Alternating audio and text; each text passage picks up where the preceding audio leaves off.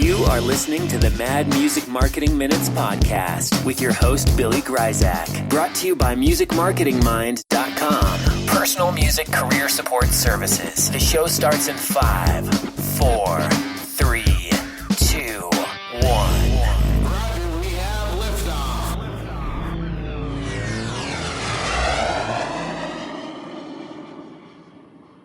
Well, heidi-ho there, folks. We're back. You know, whether you want us or not, we are back. It's me, Billy Gryzak, the Music Marketing Mind. And this, of course, is the Mad Music Marketing Minutes show. And today we have a guest that's been around and has seen a lot of stuff and still wants to help you. And so we're so happy to have him today, have him here today. His name is Wade Sutton. And for those of you that are in the Music Marketing Mind Facebook group, I'm sure you've seen some of his recent posts. They're quite interesting. Hopefully we get a chance to talk about them. But before I get carried away and reveal too much, I always let the guests introduce themselves and tell us who they are, what they do, where they've been. And so we should do that. Wade, how you doing? I'm doing well, Billy. Thanks. It's really, really great to have you on the show today. So for those of you that don't know who you are, can you kind of tell us who you are, what you do, and how you help musicians, things like that? Yeah, my name is Wade Sutton. I am from Rocket to the Stars, and you can find our website at www.rockettothestars.com. It's kind of a unique company. It actually started out as a singing competition in a small town in Pennsylvania called Newcastle. It's about an hour north of Pittsburgh. And what initially had started out as a singing competition started to develop into an artist development competition. And, what made it different from a lot of the other things that were out there was we would take our contestants and we would teach them not only about what they had to do on stage as far as singing, producing their performances and things like that, but we also started teaching them a lot of things as far as what goes on the business side of music. And it was a really, really cool experience, and it was received very well by a lot of people just because it was so different. And what we started to do was a couple of months ago, we started to concentrate more on our website and look outside the area and began writing articles. I have a pretty extensive background in radio journalism. I was actually news director and morning newscaster for 3 radio stations for close to 20 years. So as far as the development services that we offer go, with things dealing with the media, I always tell people, we do things like press releases for bands talking about their shows, their CD release parties. Maybe they have a new single coming out, maybe they're going on tour, whatever the case may be. And we're very, very good at writing press releases because, like I tell people, for 20 years, I was the person who was receiving press releases. And I saw a lot of bad press releases over those 20 years. And, that's something that we do to work with the artists. We do stuff with them as far as writing content for their websites, like their biographies, media kits. We help them develop media kits. We do live performance training. We work with people on, how you put together a plan for the business side of your music and kind of get that foundation in place. And then we, stick with them and help them develop it over however long they want us around. But it's been really great, and I've been extremely blessed over the last, I would say, 8 or 9 months, getting to know, some people like Tom Jackson, the live music producer, people like Rick Barker. They've been great to me, and they've been receptive to a lot of the stuff that I've been doing, and I feel very, very lucky to have that be the case. That's awesome. That's awesome. And you have a really unique spin on it, being, on the receiving end of, getting a lot of that type of submissions, press releases, and all that. So that is a great way for you to, really help people, from being there on the other end. You know what I'm saying? Yeah. And, I know some PR people that a couple who saw an article that I posted about 2 weeks ago. And it was talking about writing press releases and some of the mistakes that people make. And there were, obviously some tips and things like that. But, one of the arguments that I made in there was public relations people that would typically handle that responsibility They're not journalists. And I like to say it's like there's PR school and then there's journalism school. And oftentimes they speak a much different language. PR people will tell you that's not the case. Go talk to some news people about the press releases they receive on a daily basis, and they'll just want to facepalm. PR people, I think they have a tendency to try to oversell whomever it is that they're representing. Whereas the approach that they should be taking, instead of trying to oversell it and hype it up, is to approach the person who you're trying to get the coverage from and explain to them why the person you're representing is newsworthy. And newsworthy is a term I throw around a lot, and it has a pretty interesting definition. When we talk about something being newsworthy, we use the standard of what the news people use as newsworthy. So, a lot of artists, when they have a CD release, to them that's an important milestone. They're excited about that, and it's a big part of their career in their mind. But that doesn't mean it's newsworthy to somebody in the media. And that definition of newsworthy, like reaching that standard, it varies depending on the size of the market that you're in. So something that is front page material in a small town in Wisconsin, where you are, might not even ever see the light of day in a newspaper in a larger city. Right. In fact, I can attest to that because, I think it was like 12 years ago, I released a children's Christmas album. Mm-hmm. And that was actually news, because we at the particular area that I live in at that time, there was only one or two other people, maybe just one, that did children's music at all. And the fact that, I was making a holiday CD during the holidays, well, I was able to, piggyback that into a story, right. Back then. Now, had I lived, in Atlanta or, New York, Chicago, I doubt that would be very newsworthy. Now, what I did later, just in the past 2 years, was before everybody started doing similar things, I actually recorded a song using nothing but an iPhone. The entire song was produced, sung right into the phone without a microphone, mm-hmm. and I did a kind of a comedy song about Angry Birds. So I was able to take Angry Birds, which was really hot at the time, and take the novelty of recording a real song on an iPhone, and I made that newsworthy, and I was able to get that, national attention, and different bloggers and media outlets and stuff found that very interesting because I was tapping into technology, the iPhones, the Angry Birds. It had nothing to do with me, really, right. But ultimately it had everything to do with me, and that was the story. And I think that's what you're saying. Isn't that what you're saying? Yeah, what you brought up was interesting because it's something that I actually tell a lot of singers and bands when I'm talking to them about writing their biographies for their websites, in that, oftentimes what you think is the most important detail about something or the most important theme in something oftentimes ends up not being what people latch onto as far as what they find interesting.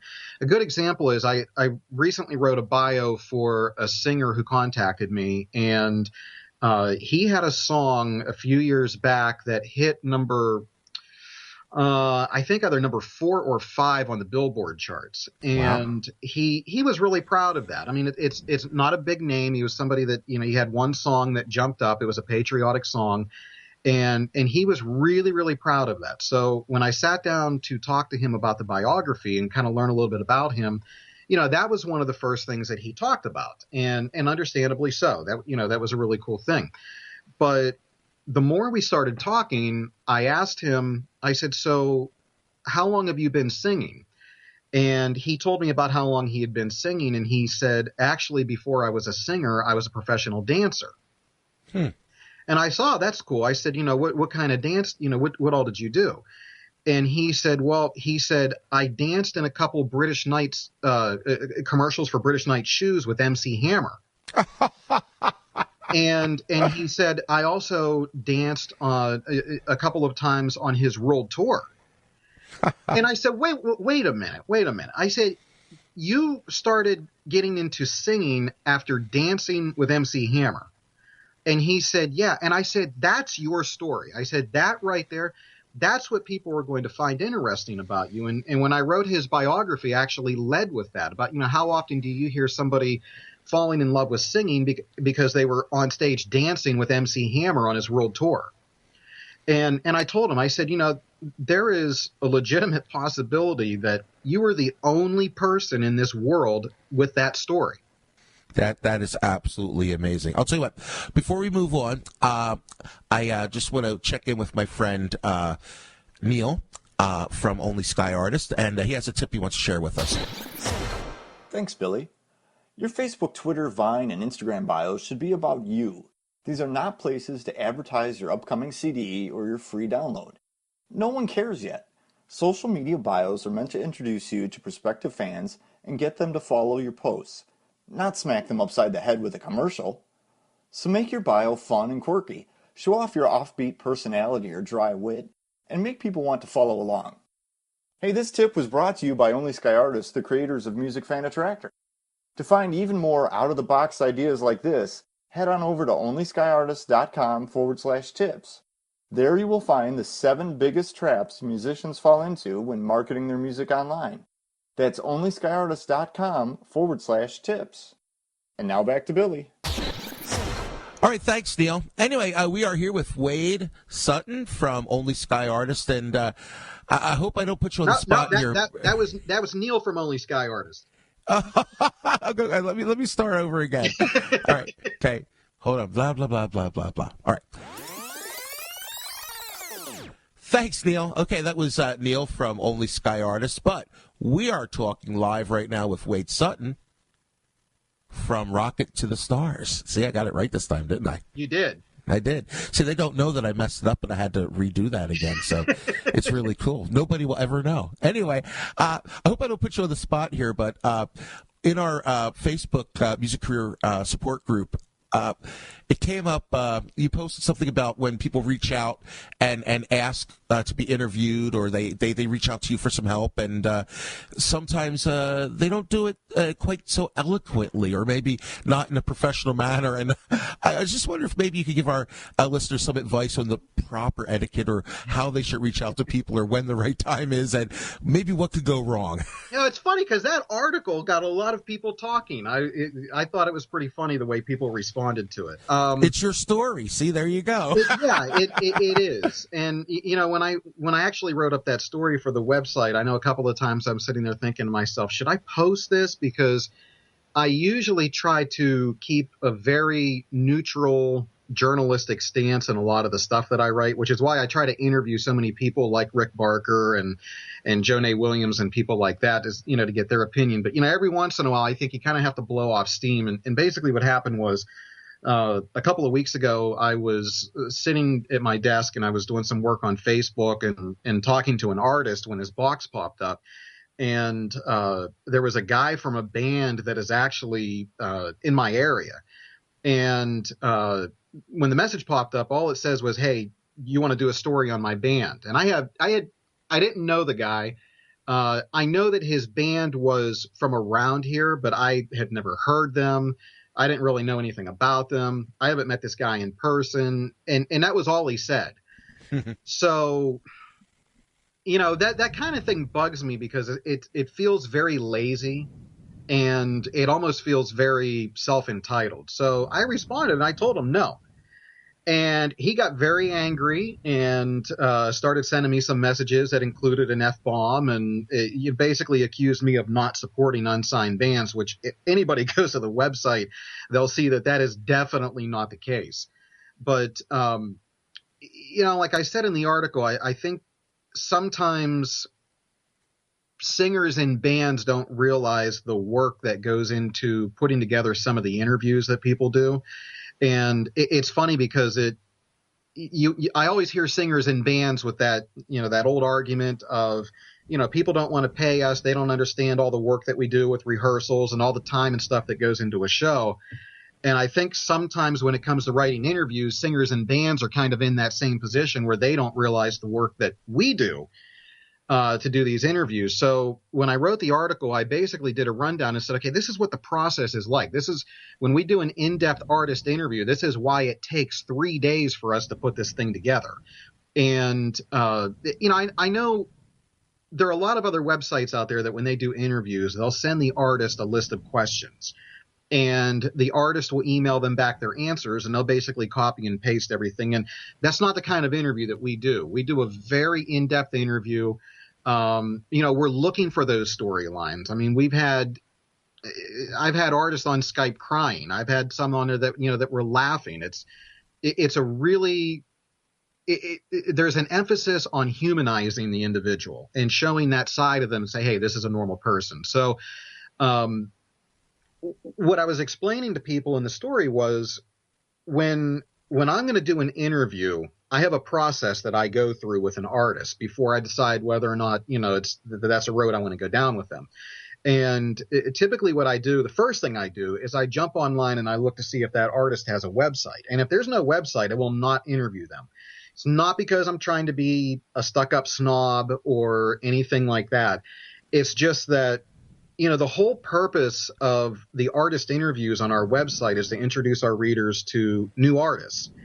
And we want them to be able to follow that artist and see what it is that they're doing. And if there's no website, it's hard to keep track of what it is that they have going on. And I know people say, well, I have a Facebook fan page, or I have Twitter. And anybody that knows anything about social media knows that if you want to succeed as an artist, you have to have a website. You have was that in your reply when that artist or band member was that where I read the one where he says you don't really need a website, you just need to go where the people are? That was a comment from some of the hate mail. Right. I mean, I cannot believe that. Yeah. And you know what? That's the uphill struggle that people on the development side of music deal with every single day, is people who think I don't need that. And I know why they think that. One, some of them are lazy. Two, some of them are surrounded by people who also believe that they don't need it. So, it kind of creates like this environment of misknowledge. And, people tend to be followers. So they see other people doing it and they just assume, well, that's how you're supposed to do it. So when they're around people who say, I don't have a website, I just use everything off Facebook and do stuff off Twitter, then, like sheep, some of the other ones end up following. And anybody who understands the business side of music knows you have to have a website so that you can communicate directly to your fans. Yeah, I mean, what happens? It's there's 2 words. What are the 2 words? You know the 2 words, right? MySpace. Yeah, exactly. MySpace fell apart. They lost a lot of their people. And when you have a website, that website is the one thing that you have complete and total control over. You don't have to worry about it disappearing unless you're not paying your bill, or the internet blacks out suddenly. You have complete control over everything that goes on there. So if you're putting your own videos on there, you don't have to worry about your videos being pulled off something like YouTube. So, that was the first thing that I always go do. I go look to see if they have a website. The next thing I do is I go look to see if they have original music. And if they don't have original music, there's no interview. Again, not to sound like a jerk, but I'm looking for new artists who have the potential of going on to having, a pretty decent music career. I'm trying to catch them before they become famous. Right, exactly. And you're not going to do that interviewing people that are only covering music. I mean, it sounds rude to say it, but that's like glorified karaoke. Absolutely. Then I go onto the website and I start clicking on everything. I click on pictures, hyperlinks, buttons, everything, because I want to make sure the website is functional. I've had artists that I've spoken with, and I have a website, you have original music. I listened to the original music on YouTube or whatever, and it sounded good. And then I went onto the website and started clicking on stuff, and it's like a bunch of the stuff on the website's not working correctly. There was a girl, I spoke with her mother Monday night, a woman in Atlanta, and I told her, I said, in preparation for that discussion, because they were talking about possibly having me come in to help them with some of the business stuff, I went onto her website and actually tried to sign up for her email list. It wasn't working. I kept getting a script error every time I tried to submit it. And they didn't know that. So we have no idea how long that was down. So I don't. So what you're saying is, if you do have a website, and even if you have a good website, maybe you should check it yourself periodically? You got to check it. I tell people, check it once a week. Check everything. Because I don't want to send my readers to your website and have a website that half the stuff on it's not working correctly, because that's wasting my readers' time. And I don't want to risk my business falling apart and risk, people not coming to my website because every time they go to something, wherever I send them, it's not working properly. I go to people's social media pages and I check to see how often they're posting and talking to their fans, because if they go on and they post something and then you don't see anything from them until like a week later, I'm not going to interview that person. I look for people with interesting stories, and I always hear people say, well, there's nothing about me that's interesting. And I hear that constantly. We would hear that in our competition, because we would have younger people come through, and, maybe it's a self-esteem issue. Maybe they just live sheltered lives, which happens a lot here in Western Pennsylvania. But, you get to a point where it's like, look, go out and do stuff. Do things so that you have stories and experiences, because that makes you more interesting to your fans. Because as soon as you stop being interesting to your fans, they're not going to be fans anymore. That's correct. Yeah, the one thing that you never want to do is have people that were totally behind you and were raving fans just not care anymore. You know what? If that happens, you're doomed. Yeah. There's a TV. I like to watch TV also quite a bit, and I love the show called Heroes. Do you remember Heroes? Yes, and I love the first season, and it went downhill after. Went downhill to the point by the last season you just either didn't care anymore or you were glad that it was over, Yes. And a quick lesson to all artists out there, don't let that happen to you. No, because it's bad enough going out and having a bad show, a bad live show, mostly in today's day and age when social media is so prominent. Because if you have a show that for whatever reason ends up being lame, maybe you're having an off night, maybe it's a technical problem that you're having during the show, it might not be something that's your fault. It might not be a lack of preparation. It could be whatever happens. In today's day and age with social media, before your show even ends, there's going to be a lot of people online. They're going to know that your show sucked, because people are going to get on Facebook and they're going to be, here it's lame, thinking about leaving, who's doing something. And wow. Once that gets out there, man, that is hard. That is hard to erase from people's minds and from their memories. And I know one of the things that we talked to a lot of the performers that came through our competition was, if you have a bad show, you're probably going to need 5 to 7 really good shows to erase that one bad one. That is absolutely true. And it's not even just the show sometimes. It could also be the people that you surround yourself with that could also create that type of negative vibe at any point where your fans are dealing with you when they're not dealing with you directly. It could be whether the people at the merch table or your road crew or the drummer that just isn't interested, whatever.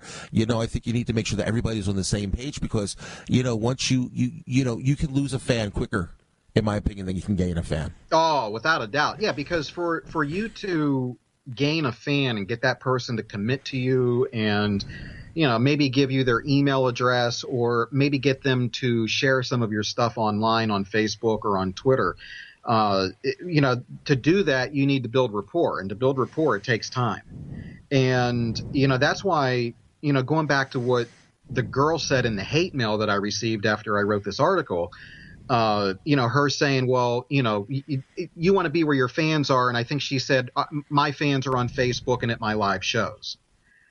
And, it's just that it's really an ignorant frame of mind to not understand the power of the website and how that can help you create fans, because then you have a way to communicate directly to them basically whenever you want. So, if you want to send out some sort of a message to the people on your email list once a week, you can do that, and they'll receive it. It goes to their email. They're going to get it.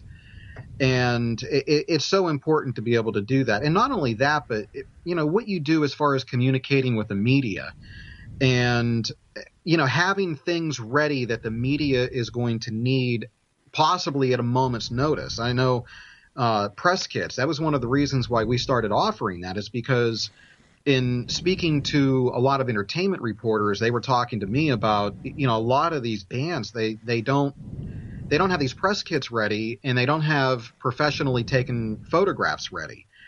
And, you don't realize at the time. I know bands talk about, hey, we don't have enough money to go out and get pictures taken. Let me tell you a story. A guy named Scott Taddy.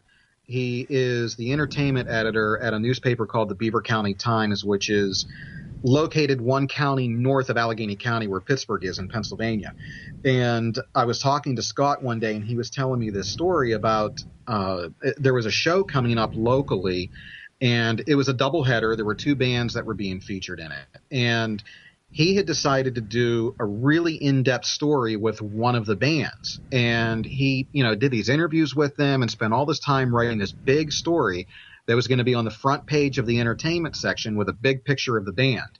So he was getting close to press time. He contacts the band. He sends them an email or something. And he says, hey, I need a picture. And he never heard back from them. So he contacted their publicist and said, hey, I need a picture. And then he never heard back from the publicist, who at that point should have been fired. So I asked him, I said, well, what did you do? And he said, I went online, and he said, I found a picture of the other band that was performing in the show, and I ran their story with the picture of the other band.